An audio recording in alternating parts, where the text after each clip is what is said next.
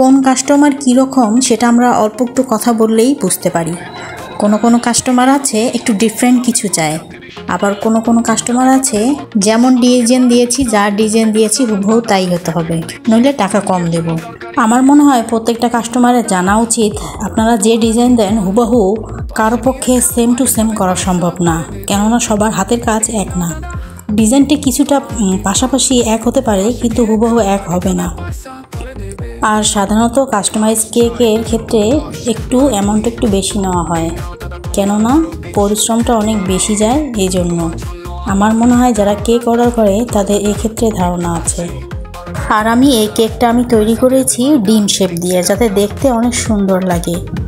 আর কেকের কালারটা ছিল বেগুনি কালার, যাতে একটু আনকমন দেখা যায়।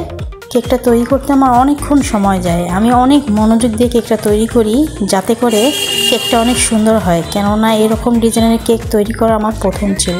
এত কষ্ট সার্থক হয় যখন রিভিউ অনেক ভালো পাওয়া যায়। তো আলহামদুলিল্লাহ এই কেকের রিভিউ আমি অনেক ভালো পেয়েছি।